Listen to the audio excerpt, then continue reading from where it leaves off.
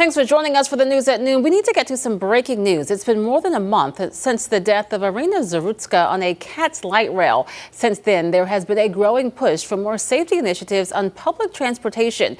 Just moments ago, Charlotte city leaders announced new security measures for CATS. WCNC Charlotte's Richard Devane joins us live with what they had to say during that announcement. Richard.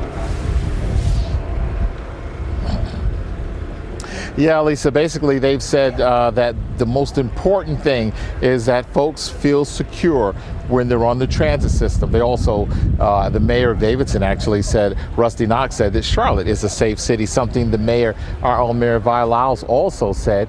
As they talked about it, you're looking at the utility vehicles. This is from the professional security services who will now be handling a lot of the security that's going to take place on the light rail as well as the CATS line. That's because CATS has introduced bus and utility train vehicle patrols along the Blue Line, giving contracted services officers with professional security services better mobility and faster response times in these high traffic areas. These new patrols are part of a broader citywide effort to increase safety and visibility for riders as well as staff. Officers recently completed specialized training to prepare for this expanded patrols, which will also support fare checks and improve emergency response times. The added presence, I should say, is designed to make the transit experience safer and more reliable for everyone using the system. Now, CATS Security will continue working closely with the CMPD and other agencies to maintain a secure environment. Riders are encouraged to report any concerns using the blue light emergency call buttons. That's on all the platforms or through the CATS Pass app by just tapping Report a Problem to CATS. We spoke to CATS interim CEO Brent Cagle about those security officers and the public's involvement and how important it is that they keep people safe. Here's what he said.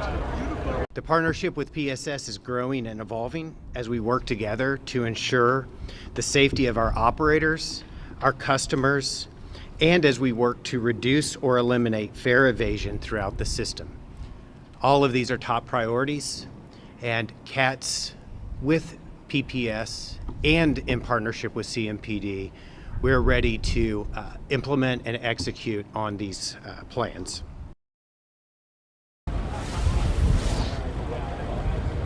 Yeah, and I asked Mr. Cagle if his family felt secure. He says his family has ridden CATS. He rides the CATS, the Blue Line, all the time. He said folks should feel secure, but these steps will enhance that security presence. Also, they said they're going to spend a lot of time making sure that people pay to ride on the light rail systems, and of course the buses. They say that's going to be a key priority. The most important thing they say is keeping people safe, but they also say they're not going to allow folks to just not get on the trains and not pay their fares. We'll have much more on the day with this later on the day. Our own Jesse Pierre is talking to them.